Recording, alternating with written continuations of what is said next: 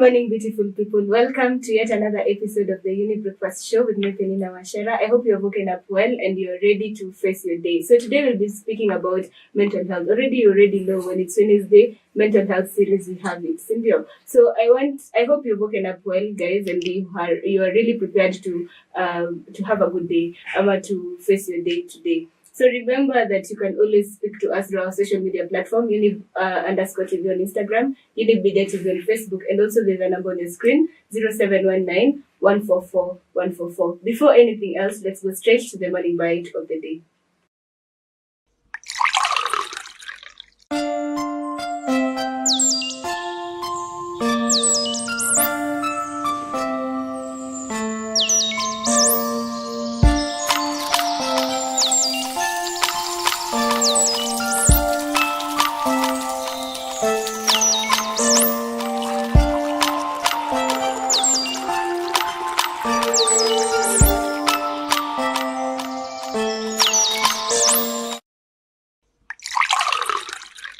As you guys have seen from the morning bite of the day, today we are speaking about substance disorder and substance addictive disorder, to be precise. And you already know that when we are talking about issues on mental health, we are in collaboration with Younib organization and also Missio.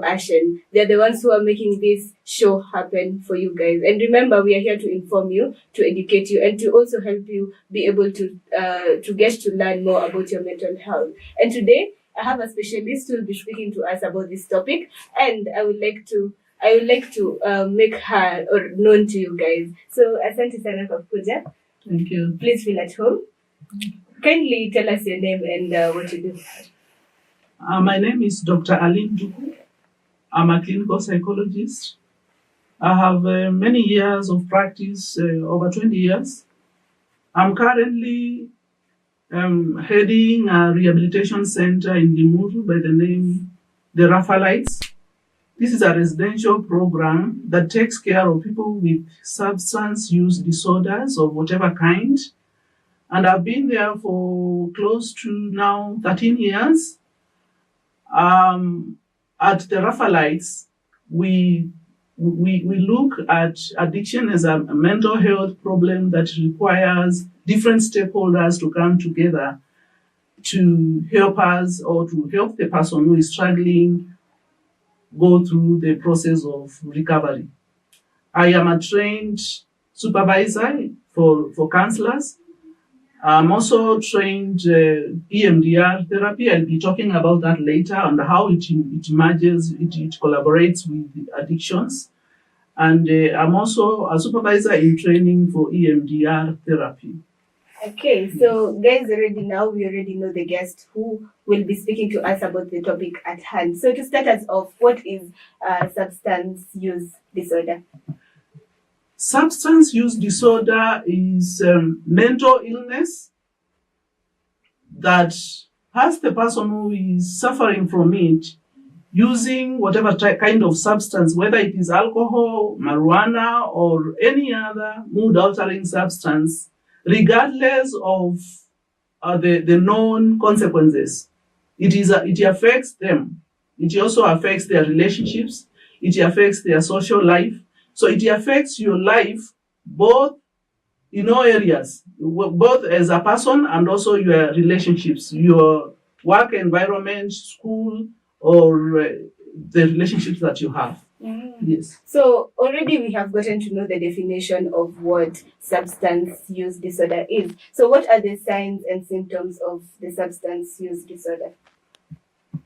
Substance use disorder in the past has been misconceptions about it, where we had people think that addiction is as a result of moral impairment or even that you are not able to run your life well.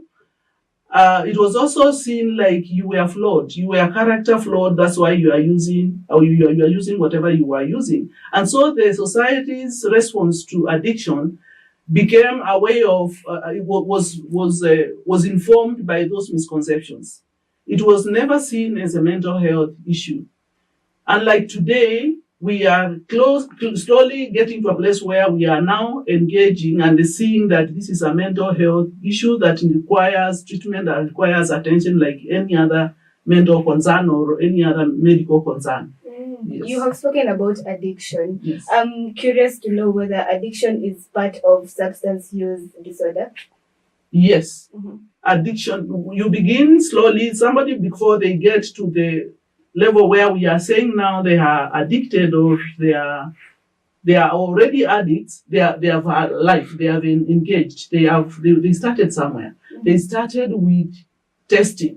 Then as they continuously kept on testing, they got to a place where they became dependent. And the initial starters of addiction never know that they will ever end up into a rehab or they will ever get addicted. So there is the tolerance that develops over the years that you are using, and the moment the amounts you are using today is not how you started. You might have started with the small amounts of whatever it is that you are using, and with time, periodically, that you acquire more usage. Like you used to do a jab of a weed, but then you continue using. So you get like you have to do 5 of them, 5 sticks per day, while one gave you that kind of satisfaction that was the initial start. Okay. Yeah. So guys, now you have gotten to understand that addiction is part of substance use disorder, right? So going to the next question, how do addictive substances affect the brain and contribute to addiction? As we said, addiction is a brain disorder, and I forgot to mention that it also runs in families. We say 60% of people who have substance use disorder of whatever kind, 60% have family members who also have suffered of the same. So if you come from families where there is addiction, or there are people who are abusing substances, you are very vulnerable. You can also fall suit. 40% is environmental. Environmental, what does it mean? You go to college, you meet your buddies, and as you interact with them, you start testing, then that changes the brain chemistry. There are different brain neurotransmitters that are affected by addiction. So there is a lot of co-occurring disorders that maybe probably we'll talk about that later. But by and by, we are saying that it runs in families, yes, but it can also be caused by environmental factors, like different stresses that can come to your life, whether it is trauma and related issues. Wow. Yes. Wow. Guys at home, I hope we are taking notes. You know, I usually tell you guys to always take a pen and a book so that you can be able to get the information, because it's important for your growth and it's important for you also to get to understand, maybe to help your friends, to help yourself, and also to help your family members. It's very, very important. So going to the next question, what is the role? You've already spoken about genetics. So kindly talk to us more about the role of genetics when it comes to the topic at hand, specifically addiction. When I say addiction runs in families, and we also say that addiction is a family disease. Because once addiction comes into the family, or we have a member of the family suffering from addiction, they are using substances, it kind of changes the whole family system.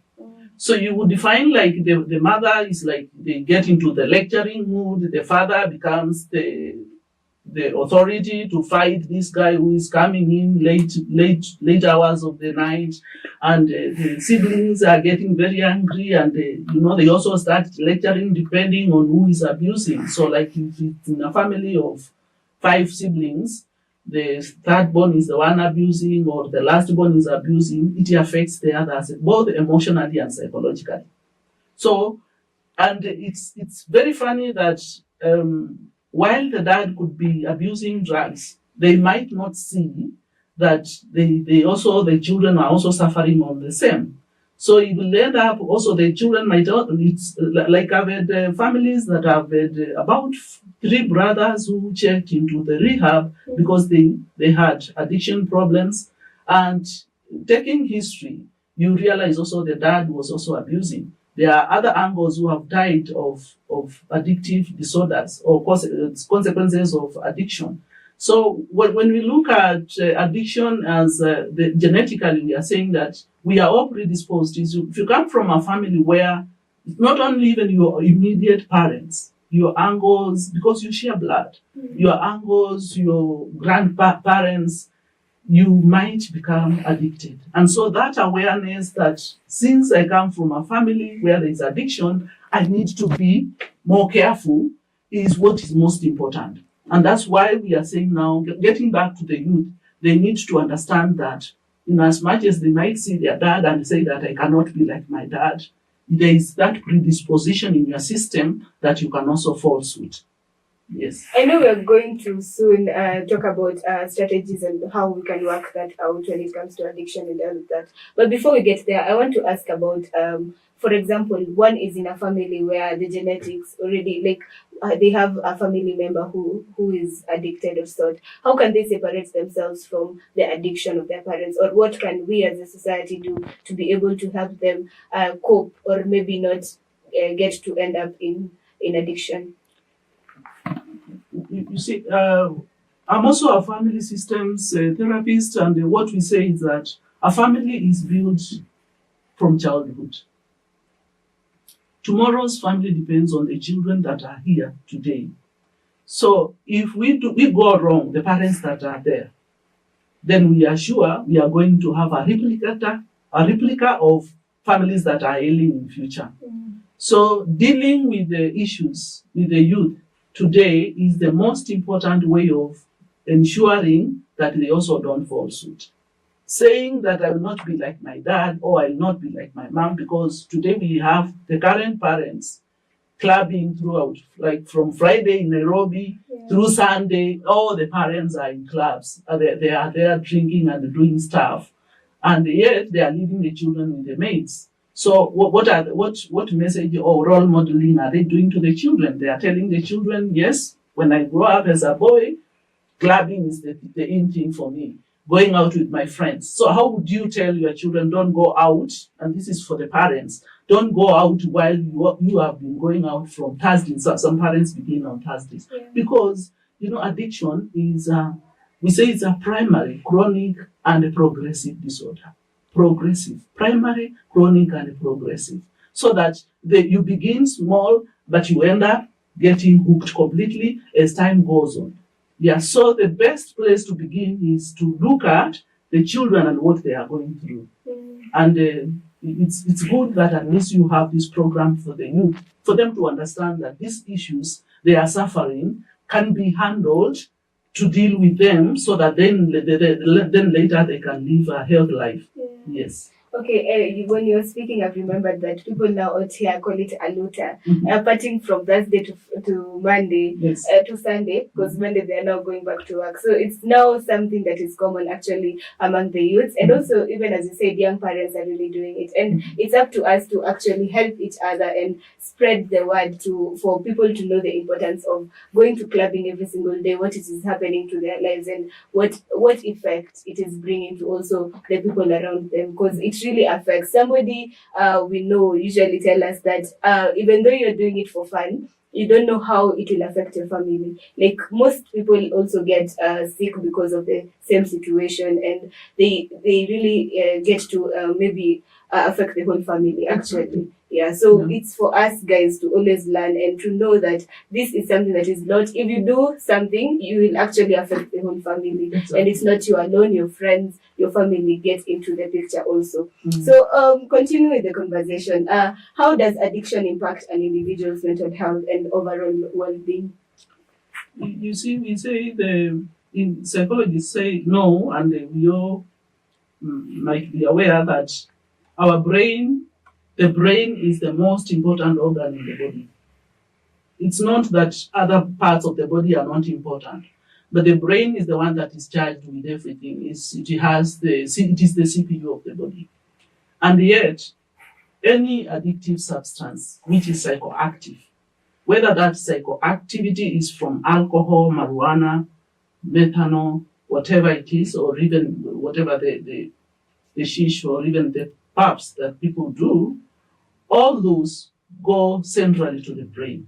It's like direct injection. And like even when you do an injection, it has to be processed through the system. This one goes straight to the brain. So it affects the functions of the brain. The brain has what we call the neurotransmitters. And these neurotransmitters, if we say they get corrupted by the substances of use. So the person ends up having a system that is not the real system that was there. And that's why we say when we look at the staging of addiction, we see somebody changing, their personality is changing.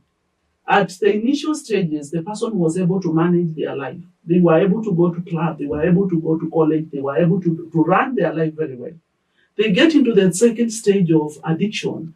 At that time, they start suffering from withdrawals, different withdrawals. Somebody wakes up, they don't want to wake up, they are shaking, they have to get their job for them to be able to function, or they are not even, they become withdrawn from the society. If it is alcohol, they start getting, different symptoms like you can start having diarrhea, you can have constant stomach upset. It can even affect you, get ulcers. Then you are not able to think straight because it also it is a cause of some mental disorders, while also some mental disorders are also a cause of addiction. Yes. Wow. Yes. Wow. Guys, I hope you are taking notes, as I said.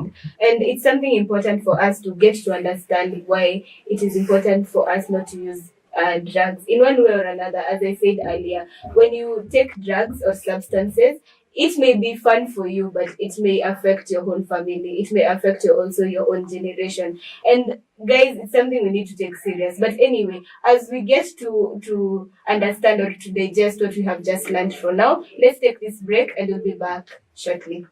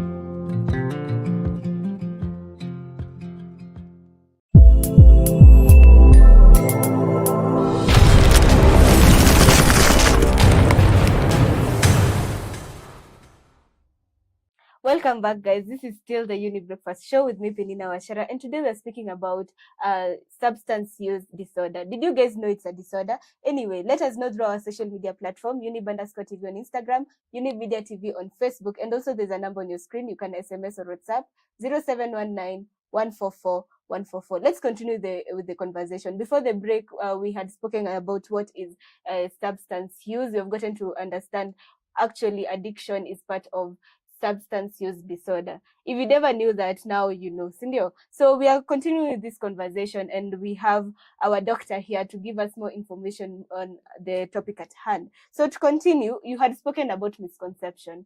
So what are the stigmas and misconceptions around substance use disorder?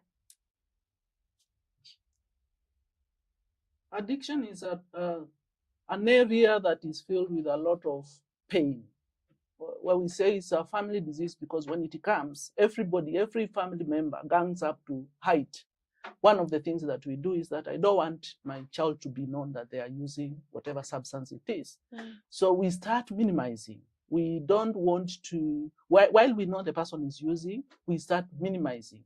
If it is for example, the husband, I would say, he's managing his life, he goes to work well, he's doing everything, so it's not a problem. And yet, I can clearly see that he's becoming more of a friend to the clubs and the clubbing buddies than the family. So for the youth, the same. The parents would hide. They would hide completely. If the mother gets to know, they would hide that this is happening to them. By the time but it's like fire. You cannot cover fire and assume that it's not going to burn. It will end up burning the whole house and the whole community. And that is what is happening.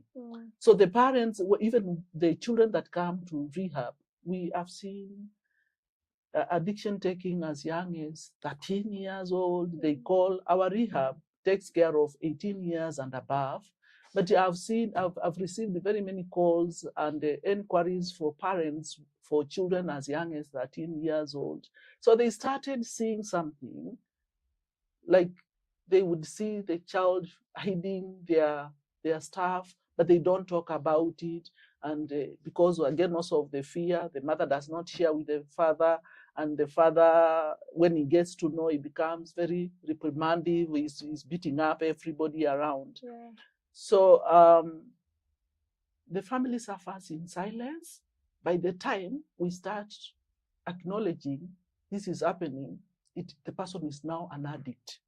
And we say, you see, when we talk about addiction as primary, progressive, and a chronic disorder, we are saying that if we don't curb it early enough, you're going to end up wasting.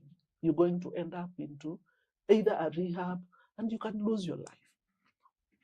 So I don't know whether that answers the question or have I digressed? I think you've digressed, but whatever Yes. you've said is Yes. really important for Yes. us to understand. Yes. So the question was all about misconception and Misconception. stigmas. But I feel like you've spoken about the stigma. Yes. Because when we talk about our parents hiding it, Yes. it's more of stigma. Yes. And vile umesema about the fire and Yes. burning, it's Yes. really a good analogy about stigma. Because most of us will always hide it. And at the end of the day, it will end up being known in one way or another. So what are the misconceptions? Okay. The misconceptions on addiction is that so long as I am running my life, I am not an addict.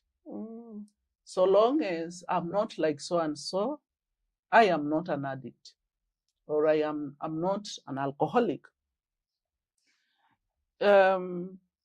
There is the misconception that, as I said earlier, in as much as studies are showing that this is scientifically is a mental health issue or is a health problem, we still and that also comes under stigma. We still, as a community and as a society in Kenya, have this belief that you can cure it. If you are already an addict, you can get well and move on with your life as fast. While we are saying that treatment is there and it can help you manage, there is a lot of misunderstanding around it that it's not a problem that you caused yourself. Yeah, we do not acknowledge that coming from a family that has addiction, that by itself is a precursor to your addiction behavior. So the other misconception is you get to a place where no one wants to see you as a person. They start calling you names. William Levy. And again, that's again also what builds into people covering. Yeah. Yes. Okay. Yes. And guys, I hope you've gotten to understand. And it's something important, actually. You know, it's so funny how most of the time when somebody goes through a breakup, or somebody is going through something just tough, you'll hear people telling them, "Hey, we're taking a shot." Like, you just take a shot and it will help you. But at the end of the day, it's hard. We need to realize that it's something that we need to stop, because the more you drink, the more you just put your problems aside. After you sober up, your problems continue. It doesn't change. So it's better for you to know how to manage that, instead of going to also take the substance. And it will just be you can say it's just for, I can handle it, but at the end of the day, it's a lie. It's a lie that we all tell ourselves. At the end of the day, you become an addict. Anyway, guys, I hope we are following up with this conversation. So what are some effective treatments option available for individuals struggling with addiction? The most effective is, first of all, raising alarm that I need help. Because unless you start there, you will end up being an addict. You will end up being an alcoholic. So starting with, first of all, acknowledging that I have a problem. And how do we get to know we have a problem? I have about 4 criteria for you to maybe gauge and ask yourself, am I at a place where I need now help? Because if you sought help as a youth, today you will not end up in a rehab. We are seeing very many youths coming into the rehab. We are seeing many losing their minds to addiction. We have this style of mogoka these days that many of the boys and even girls are chewing, a lot of them. But we want to look at the 4 criteria of how you can be able to engage, whether do you have a problem in the first place, so that you seek help. Because seeking help is one of the things that you would say that before I get to look at the most effective treatment methodologies, let's see, how do you identify that you have a problem? One of it is when you find like you have a desire to cut your use. If you say that I need to cut down on my use of mogoka, or I need to cut down on my use of marijuana, or I need to cut down on whatever it is that you are using that is mood altering, if that is one of the criteria, you want to cut down, or other people have told you, please check on how you are doing it. The other one is, am I getting angry or annoyed if anybody points at it? If anyone points at you that, hey, you're using, and why are you using this much? I get angry, I get agitated, I get annoyed. That's another criteria. If you say yes to that, again, consider. The third one is feeling guilty that I was not able to hand in my coursework, or my term paper, or my work in school, or even assignment I was given home. I was not able to do it because I went out, clubbing with my friends, or I spent time using this. If you feel guilty, you find like when you self-introspect, there is some guilt feelings. That's another one. And then the last one is, do you require an eye-opener? I mean, when I talk about eye-opener, is, do you wake up and you feel like you have to take something to get stable, to stabilize your nerves? I need something, I need some joint to make me calm down. Those 4, if you find yourself you're answering yes to more than one, then this is the time to seek help. Coming to treatment. The right treatment is personal. You can have both personal therapy and group therapy. You can engage the family. Whoever is the helper needs also to engage the family. When people come to the rehab, we have both individual therapy sessions, we have group therapy, we have psychoeducational sessions to help them understand some of the issues that they are going through. Then we also have family coming. The family is very strategic. When we are dealing with addiction, the family has to come in to, first of all, learn that addiction is a health problem, because many of the parents take the blame game. As I said, this is a very shaming game. or shaming disorder. So everybody feels ashamed, oh, my mother is drinking, and children take responsibility over their parents' behavior. If the parent is abusing stuff, they start feeling, oh, I am the reason why my parents are using this. I am a bad child, that's why they are using.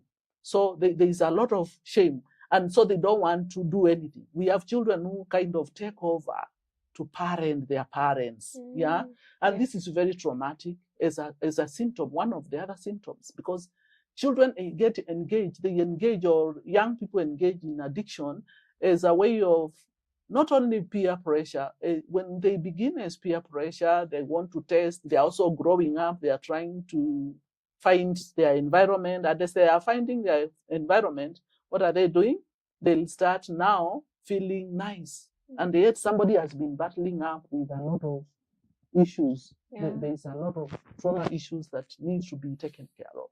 Yes, I don't know whether that's, You've answered the question. That's what you're asking. Anyway, you have mentioned something about the person being addicted, accepting. Yes. I know most of the people are even forced by their family to go to the rehabilitation center, and most of them will not accept to maybe to leave addiction. What do you guys do if you find yourself having clients who have been forced to come to you? Yes. One of the things that when you make a call to come over to our place, some of the families would say, my son or my daughter would not accept to come over to rehab, so can you people arrange for a pickup? We tell them we don't pick up, because we bank on the relationship. That when you come and you are forced, or I got involved in bringing you over, of course you're not going to open up to me. Sure. Yeah. So what we do, we tell the family, find a way of bringing them. We have had some who have even the families engaging the police to have them be checked, because we say treatment does not have to be voluntary. While the most ideal is for your parents to talk to you, and you get to a place where you say, or you even say that, yes, I need help, and your parents would understand. But again, also remember, we are coming from, some of the families are very dysfunctional. They are not able to understand that this person is struggling with this, not because they have chosen to get themselves into it. So that the misconception that, yes, this person has chosen to be a bad child, that's why they are using this drug. So we tell the families to find ways of bringing them. When they bring them over, of course, we will agree with them in the first place, so that we can establish a rapport.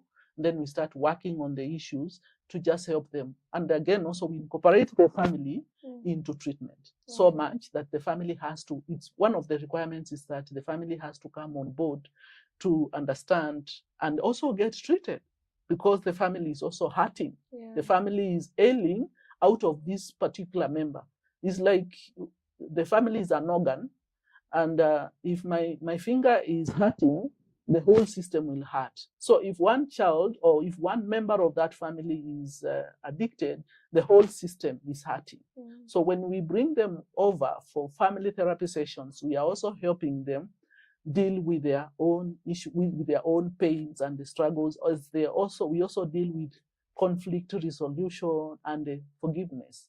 Yes. Wow. At home, I hope you have gotten to understand the conversation at hand. I know by now you already know what is substance use disorder. You already know how addiction is affecting you, not only you alone who is using it, but also the family. You have already gotten to understand now how you can be able to take a step to say, I really need change, and which is something very important that people need to acknowledge. And if you have a family member who is refusing to also go for help, you already now know how you can combat that. Going to another question, I would like to ask more about some of the strategies or coping mechanisms that can help somebody now to try to overcome addiction. You see, addiction tends to make people withdraw from their social networks, and yet the social networks are very important in healing. But the right social networks. Social networks, like, for example, you have healthy youth groups. If you can engage in those groups and participate in one way, is one way of also dealing with yourself, but not the groups that, the buddies. We say, when they come, we say there are 3 things to avoid. The people places and the things, PPTs. You avoid the people that you were using drugs with. You avoid places that you used to go to do the drugs, and you also avoid the things that reminded you, to use. So we call them the PPTs. Avoid the PPTs. So as you avoid the PPTs, you are also getting into support groups. There are support groups that are aimed at helping people who are struggling with addiction. And there are open support groups, like, for example, the AA groups. We have AA groups at different places. They are also online. If you can Google online, you'll be able to see whatever AA groups that are there. Not only AA, there is also Narcotic Anonymous. AA stands for Alcoholic Anonymous, for those who are struggling with alcohol. There is a Holy Family. There is one group that meets, usually they meet on Tuesdays. Mondays, they meet at All Saints Cathedral. Usually the time is 12:30 to 1:30, so that it can accommodate people who are working around the CBD in town. Then on Wednesdays, Consolata Shrine in Westlands. On Thursday, they go to St. Andrews. St. Andrews is near the St. Paul University Chapel. And on Friday, they come again to the All Saints Cathedral. On Saturday and Sunday, there were some meetings that were there in Guadalupe Church. So those support groups are very key. And they are open to you so long as you are struggling. You don't have to have gone through a rehab for you to join those groups. It's a way of supporting you. Again, also, whatever it is, I am aware that maybe you are through your TV session series, you also have the mental health unit that is taking care of the youth. So attend to those meetings, but open up. And we want to demystify the issue of addiction, because somebody starts taking responsibility and feeling ashamed, feeling guilty that they are into it, and that's why it takes so long before they seek help. And as you are taking this long, the brain is also being affected, your own system and your own life is being affected in many ways, as well as also those people who matter and who love you. Yes. Wow, guys, I hope you have taken notes. Now, we always tell you here, we can plug you. Say you plug you, you already know the places where you can go to seek help, like AA and then Narcotic Anonymous. So, guys, it's for you to get help. Ukona information, sasa. You already know that you can speak to a friend about it, and also let them know about these places that they can go seek help. So, remember also here at Younib organization, we are giving you the opportunity to also get free mental health facilities. Like the program is free for you. Because many people complain about the cost. Here, hakuna hiyo cost. Like these people will take care of you from the moment umeanza ku accept to the moment now hadi uone umesha recover. So they are here for you guys, and it's important for you to understand it's free. So you can come visit us here at Saika and you'll get a lot of information and also a lot of help when it comes to matters mental health. But for now, let's take this break and we'll be back shortly.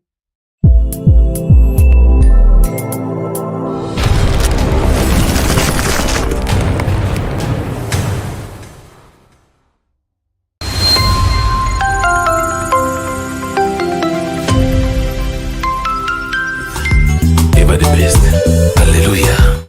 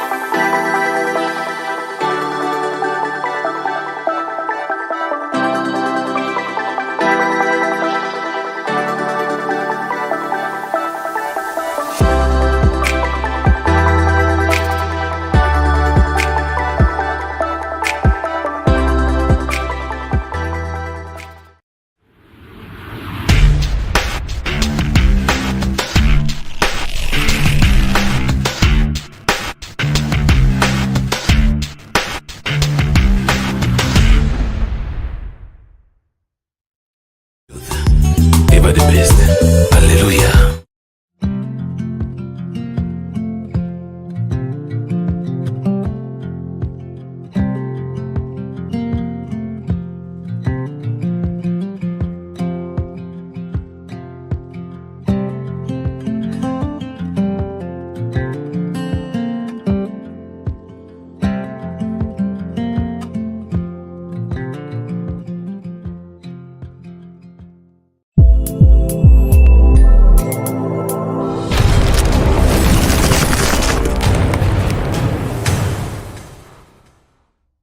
Welcome back. We're still doing the discussion when it comes to substance use disorder, and we've gotten to learn a lot on basis of this. And I'm telling you, it's so hard to expound on everything in one sitting. So I'm hoping maybe soon enough we'll have our guest back.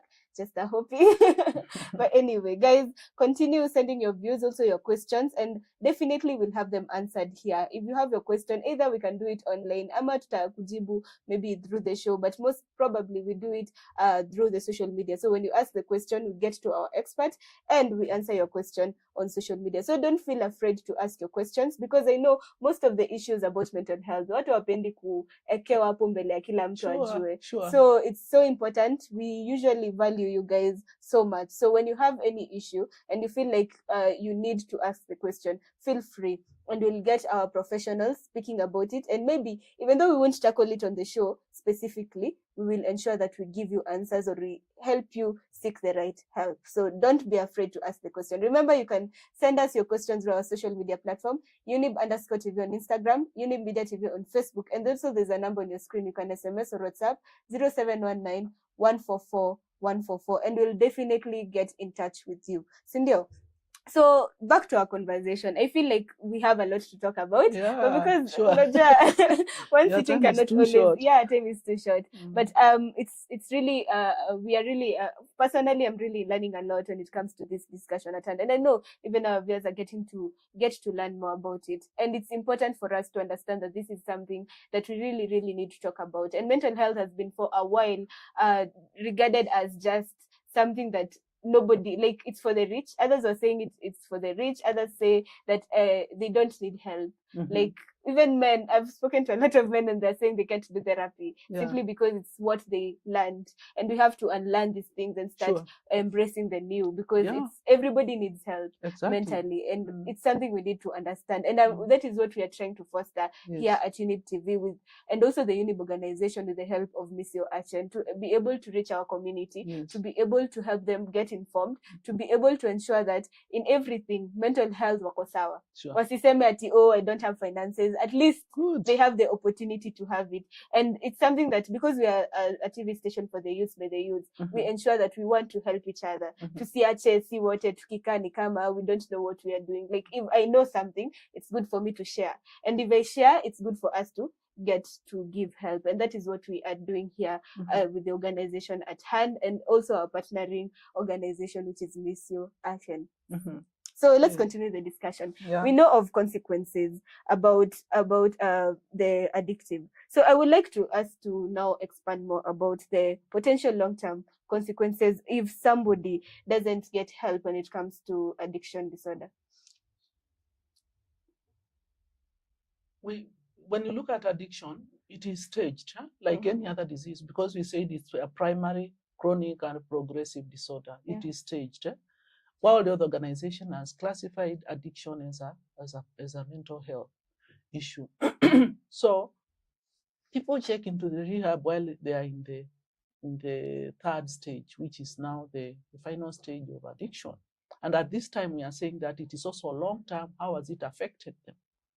You can be sure that most of their relationships are gone haywire. They are not. We have people who have, if they were in a relationship like marriage, they have divorced. We have very many people who divorce out of it. There are other consequences health-wise, that the person might be struggling with liver cirrhosis or liver cancer, or you can be struggling with other conditions like tuberculosis and any other mental issues that really the brain, because the brain has been affected. We also have psychosis. Psychosis is mental instability that comes because of use. Because remember earlier we said addiction affects the brain, which is the CPU of the system, our whole system. So if you continuous use affects the brain, so that the person kind of gets into serious mental issues, like you get into what we call substance use induced psychosis. The